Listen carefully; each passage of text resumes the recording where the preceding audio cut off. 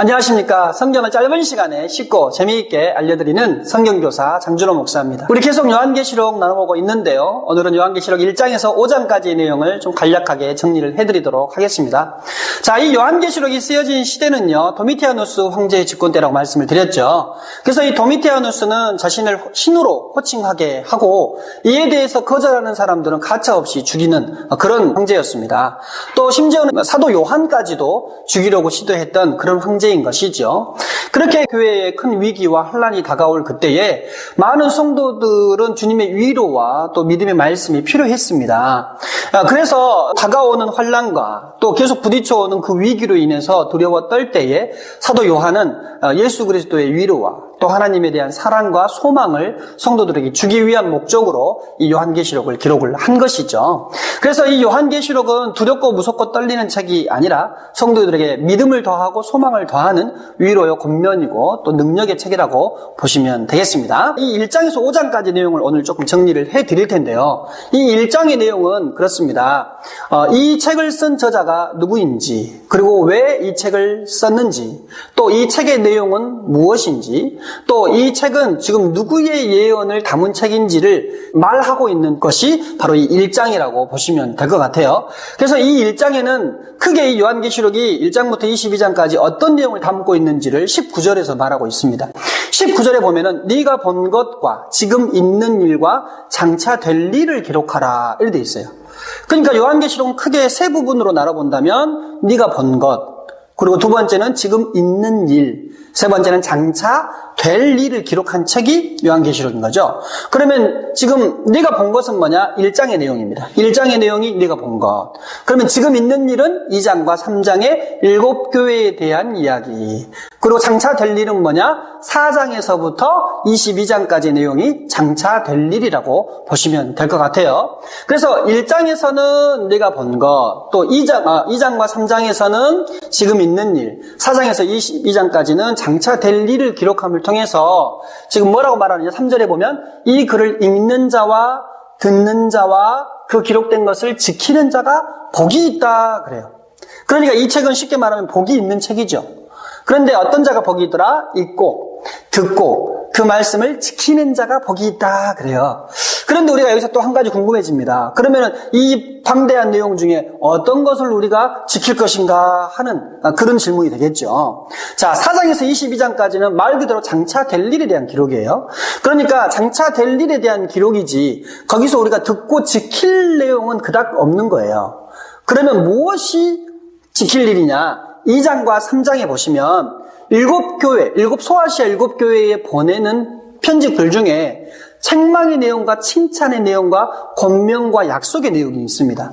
그 내용이 바로 우리가 읽고 지켜야 될 내용이라고 보시면 될 것 같아요. 자, 그럼 7교회가 어디입니까? 에베소, 서머나, 버가모, 두아디라, 빌라델피아, 사데, 그리고 라오디게아 이렇게 되겠죠. 이 7교회에 이제 편지를 보내는데 그 7교회에 보내는 그 편지 글들 중에서 먼저는 칭찬의 내용들이 있습니다. 그러면 그 칭찬의 내용들은 여러분이 눈여겨보시고 따라가면 되는 거예요. 그렇죠? 그리고 두 번째는 책망의 내용이 있는데 이 책망의 내용들은 여러분이 잘 살펴서 따라가지 않으면 되는 겁니다. 그렇죠? 그리고 이제 권고의 말씀과 약속의 말씀들은 우리가 믿음으로써 받아들이면 되는 것이고요. 자, 그래서 그 7교회를 잠깐 조금 정리를 해보면, 자, 에베소, 서머나, 버가모, 두아디라, 사데, 빌라델피아, 라오디게아 이렇게 7교회인데 유일하게 그 7교회 중에 칭찬이 없는 교회가 라오디게아 교회예요. 라오디게아 교회는 칭찬이 없습니다. 그러면 책망은 있을까요? 없을까요? 당연히 책망은 있겠죠. 그러니까 이런 교회는 뭐랄까 우리가 참 눈여겨보고 절대 따라가서는 안 되는 거예요. 근데 이 라오디게아 교회가 칭찬은 없으면서 받은 책망이 뭐냐? 미지근한 신앙이에요. 너희가 뜨겁지도 아니하고 차지도 아니하도다라는 거예요. 그러니까 뜨겁다라는 것은 가슴으로 뜨겁게 주님을 사랑하든지 차갑다고 하는 것은 냉정하게 이성적으로 판단했을 때 주님의 말씀을 따라가든지 둘 중에 하나는 해야 되는데 이 사람들은 마음이 뜨거운 것도 아니고 냉철한 지성이 있는 것도 아니에요. 그냥 뜨뜻미지근해. 왜? 우리가 먹고 살기에 부족함이 없거든요. 그러니까 하나님을 더 의지해야 될 이유도 없고 그냥 내가 예수 믿고 구원받는 선에서 그냥 구원만 받으면 끝이지 그리스도를 향해서 더 열정을 부릴 이유가 더 열정을 낼 이유가 전혀 없는 교회인 것이죠. 그 교회에 대해서 주님은 책망하고 계시는 것입니다. 자, 그리고 이제 이 에베소 교회부터 이 라오디게아 교회 7교회 중에 유일하게 또 책망이 없는 교회가 있어요. 책망이 없는 교회, 서머나 교회와 바로 빌라델피아 교회인 것이죠. 이런 교회들은 우리가 참 본받을 만한 부분이 있는 교회라고 할 수 있겠습니다. 자, 그런데 이 에베소 교회와 버가모 교회를 보면요, 니골라당에 대한 얘기가 나와요. 버가모와 이 에베소 교회는 니골라당의 교훈들이 교회 안에 들어왔습니다. 그런데 에베소 교회는 그 니골라당의 교훈을 이긴 교회고, 이 버가모 교회는 그 니골라당의 교훈을 받아들인 그런 교회예요.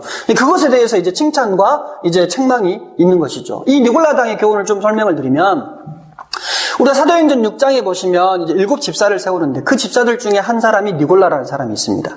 근데 이 니골라가 니골라 당을 만든 건지 아니면 니골라의 제자들이 그 니골라 당을 만든 건지는 정확하지 않습니다. 그러나 그 니골라로부터 그런 어떤 교훈들이 나온 것은 사실이라고 그래요. 근데 그 내용을 보면 이런 겁니다. 약간 사람을 볼 때 이원론적으로 보는 거예요. 영과 육으로 이렇게 분리해서 보고 또 선과 악의 개념으로 분리해서 볼 때 우리 영혼은 예수 안에서 이미 구원함을 입었고 의로운 자가 되었으니 우리 육체로 행하는 죄는 더 이상 죄가 아니다라고 보는 거죠. 그렇기 때문에 우리 육체는 죄악으로 인해서 어차피 멸망할 것이고 우리 영혼은 그리스도 예수로 말미암아 죄사함 받아 의롭게 되었으니 우리 영혼은 깨끗한 것이고 우리 육체는 더러운 것이라는 거예요. 그런 개념으로 봤을 때 우리 육체로 행하는 모든 죄는 더 이상 죄가 아니고 또 그건 죄라고 할지라도 우리 영에 아무 영향이 없다라는 것이죠. 이런 사상들이 교회 안에 들어와서 잘못된 어떤 신앙을 이제 뿌리기 시작하는 것입니다. 이것이 마치 지금 있는 구원파들의 어떤 그런 내용과 상당히 비슷하죠. 그런 사상들이 이제 에베소 교회와 버가모 교회 안에 들어왔는데 그런 것들에 대해서 배척한 교회가 이제 에베소 교회. 주님은 이것을 칭찬하셨고 버가모 교회 같은 경우는 그런 니골라의 잘못된 교훈을 받아들이면서 교회 안에 음행이 퍼지기 시작했던 그런 거에 대해서 주님의 책망을 받는 교회가 이제 이 버가모 교회인 것이죠. 그래서 이 책망받는 내용들 보면요, 우상의 제물을 먹는 것과 음행한 일들에 대한 지적이 많습니다. 그도 그럴 것이 이 당시에 이 소아시아 7교회는 이 로마의 지배권에 있었고 당시에 이 로마라고 하는 사회 자체가 성적으로 굉장히 문란하고 어지럽고 혼돈스러운 그런 어떤 문화권이었기 때문에 이 소아시아 교회의 성도들도 비록 믿음 안에 있는 자라 할지라도 그들 조상적부터 내려오는 전통과 관습 속에서 퍼뜨려진 그 음행을 한순간에 포기하기는 좀 힘들었던 것 같아요. 그래서 그런 음행들이 교회 안에도 들어오고 잘못된 어떤 그런 풍조로 퍼지기 시작했던 거죠. 그런 것들에 대해서 이제 그 사도 요한은 냉정하게 책망을 하고 있는 것을 주님의 이름으로 책망하는 것을 우리가 볼 수 있는 것이죠. 자, 그래서 여러분들이 이 기록된 것을 지키는 자가 복이 있다라고 하는 거, 이 2장과 3장의 7교회에 하시는 말씀을 여러분 잘 눈여겨보셔서 그 부분에서 우리가 책망받은 것은 따라가지 마시고 그리고 칭찬한 부분은 우리가 잘 염두에 둬서 따라가는, 그러므로 인해서 건강한 신앙이 되셔야 될 것 같습니다. 그리고 이제 4장으로 넘어가면은 4장에서 이제 이제 예수님께서 그를 이제 불러 올리시죠. 하늘로 불러 올리시죠. 그래서 이리 올라오라 하는 말씀이 나와요. 그래서 이제 사도 요한이 이제 천상으로 올라가서 이 천상에서의 예배를 보고 또 거기에서 보좌에 앉으신 이와 어린 양을 보게 되죠. 그리고 또 24장로와 또 천사들과 또 케르빔을 보게 됩니다. 그런데 이제 어떤 분들이 이 부분을 해석할 때 이렇게 해석하는 분들이 있어요. 이리 올라오라 하는 그 부분을 사도 요한이 아닌 교회를 향해서 한 말이다, 이렇게 보는 분들이 있어요. 그래서 교회가 6장부터 시작되어지는 그 환란을 경험하지 않고 그 전에 하늘로 올라간다, 휴거, 들림 받는다라고 하는 이론을 만드신 분들이 있는데 그게 이제 세대주의적 종말론인 것이죠. 그런데 그건 잘못 본 겁니다. 여러분, 이 4장에서는 분명히 올라오라 할 때 올라간 이가 누구냐? 요한이라고 돼 있어요. 요한, 그렇게 보시면 될 것 같아요. 그래서 요한이 이제 천상으로 올라가게 되는데 그 천상에 올라가서 보니까 천상에 예배가 펼쳐져 있습니다.